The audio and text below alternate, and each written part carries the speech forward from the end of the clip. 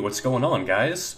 So, for this installment of PvP commentary, I'm primarily going to be talking about the process of adaptation going into a new Souls-type title. And more specifically, I'll just be talking about my own process because I can really only speak of my own experiences, right, when it comes to this kind of stuff. But I do think that when it comes to my own experiences, there will probably be some themes there that other people can probably relate to. Now, fights-wise, throughout this video, there's going to be quite a variety here. There's some duels, there are some 2v1s, some 3v1s, there's some silly shit, you know, there's quite a variety in here, and there's actually some interesting clashes throughout some of these fights, and I'll probably stop throughout the video and talk about some of the fights at hand, some of the strategies perhaps being used by myself and my opponents, because there were some interesting things going on here for sure. Oh, and actually, just right here, check this out, man. Come on, dude. Give me the setup parry. I beg you. That was so close, man. I mean, I knew exactly what was going to happen there. I said, okay, he's probably going to dash in and go for a couple R1s on me. So I switched off weapons, right, to get my gun out. I dashed out of the first R1, fired into the second R1, and not only did I not get the parry, but it didn't interrupt him. He just swung right through it and proceeded to almost wreck me. Really didn't expect that, but man, I wish you could reliably parry in Bloodborne. It would make such a big difference for me, just that one aspect alone. But here's an instance where I get to set up parry. Not quite as defined of a setup parry, but I knew what this guy was going to do, right? He had me really low. I said, okay, if I dash away, he's going to instantly pursue me and go in for a dash attack. So I dashed away, stood my ground, fired right into him, ended up being perfect timing. So sometimes it does pay off. And this guy, this is just one more fight that I want to talk about real quickly before launching into the bigger discussion. Really good Matterus whistle right there too, by the way. But I love players like this. You know, he didn't have much HP as a host. I lit him up with the transformation combo at the start of the fight. Did he run away? Did he play super defensively? You know, did he try to run off and heal? No. He just fought back aggressively and almost kicked my ass. Not overly aggressively either, just smartly. Really love players and playstyles like that. There's really, you know, a lot of props to that guy. So let's go ahead and just launch in to this discussion.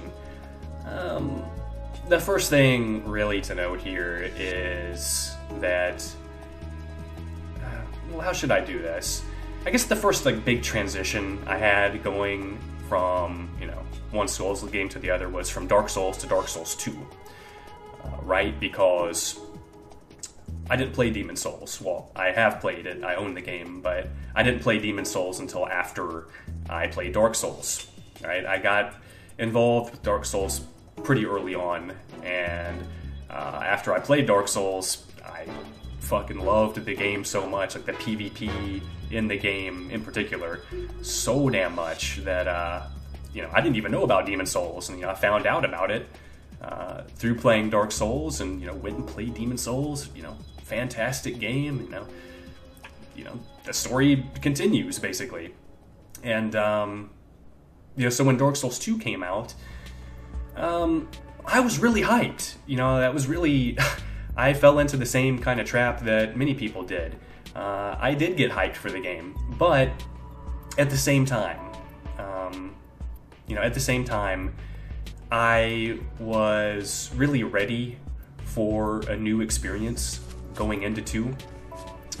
Oh, and hold on. I forgot that I included the sound in this one, but I was looking for the host after invading, and I heard the screech of the Winter Lantern, and oh boy, I looked down, and there he is, man. We all know that feeling. I absolutely hate those creatures. But, let's have a laugh at my expense here, shall we? I forgot that this was right here. Completely deleted. Oh, shit. I mean, I only have something like 1500 HP as a host, so as an invader, it doesn't take much to kill me, let's be honest. But simultaneously, it's never a feel-good moment when it does happen. But yeah, so I think I was talking about going into Dark Souls 2. As much as I loved Dark Souls, I was really ready for a new experience going into 2. You know, after many hours of fighting like poise stacked, backstab meta type opponents. No offense if that's how you play, no offense if that's the type of builds that you like to make. I'll never, you know, begrudge anyone for making the build that they want to make in these games. Heaven forbid you play what you want to fucking play in a Souls game. Ugh. Let's not go there. But at the same time, I'm human, right? And although I'm not gonna just like bitch and moan about it like openly, internally, you know, I'm not too thrilled about fighting a playstyle or a build that I'm not that interested in fighting like forever, you know, like time after time after time I'm fighting basically the same build. That's kind of how I felt at the end of Dark Souls. And by the end of Dark Souls, I mean right before Dark Souls 2 came out. Because that's really the last time I played Dark Souls actively. And I just remember being ready for a new experience. Like, as much as I loved the snappiness of the combat in Dark Souls, just loved really everything about it for so long, I didn't want those same mechanics to come back in Dark Souls. I didn't want to reskin to Dark Souls with like the same backstab meta all over again. Like, what? I just didn't want that. I wanted a brand new experience. And trust me, I have my beef with Dark Souls 2, man. I don't even own Scholar of the First Sin, right? I'm not even gonna go there because I can rant about that for the rest of the video. But, yeah, I was ready for a new experience. And although I did have my problems with 2, especially, you know, approaching Scholar of the First Sin is when I really started to get irritated with 2. But, you know, I was ready for new gameplay mechanics, and what I specifically mean by that is, you know, movement system. I wanted the game to play and feel differently, and that's exactly what I got out of 2. Was it perfect? Hell no. But I enjoyed myself a lot more because I was just ready for that new experience.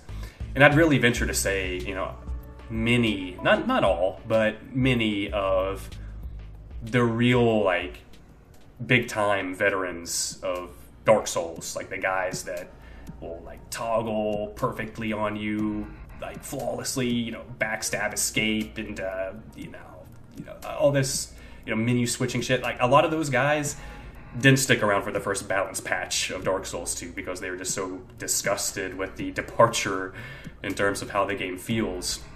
And that's fair, right? You know, it's completely fair. But, you know, already, I guess my point to all this is that with Dark Souls 3 right around the corner, I know in my heart that there's going to be some shit going on with it. That there's going to be some surprises, basically. And hold up now. I knew that this guy was up to no good, man. I gave him some time to react. I thought, oh, you know, at first he's probably AFK. But then, you know, because I run into so many just, like, I don't even want to call them trolls, just, like, weirdo players. There are some, like, troll-type players in Bloodborne, but it's not the trolling that the Soulsborne community deserves. Absolutely not. We can do better than that. But, you know, with 3 coming out, with Dark Souls 3 coming out, I know that there's going to be some surprises, right? And I'm already trying to get myself in the mindset, like, okay, you know, just be ready for anything, basically, and be ready to roll with the punches. So what do you guys think? You know, whenever, not only a new Souls game, but when a new game comes out in a series that you have time invested in and, like, emotion invested in, what do you think? You know, are you more of the type that's going to say, well, I need to be satisfied with this, this, and this, or I'm just not going to play? Or are you more the type of player that's like, okay, you know, I may not be thrilled with the changes, but I need to be prepared for it because overall it's probably going to grant me a better experience.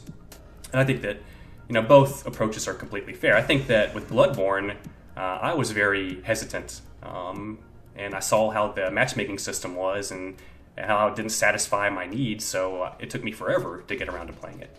So what do you guys think? What kind of mindset do you have going into these games? I'm out of here. Oh, and I couldn't get out of that, by the way. That was a stun lock, man. I was mashing the dash button. But I hope you guys enjoyed it. I'm out of here, and I'll catch you on the next one.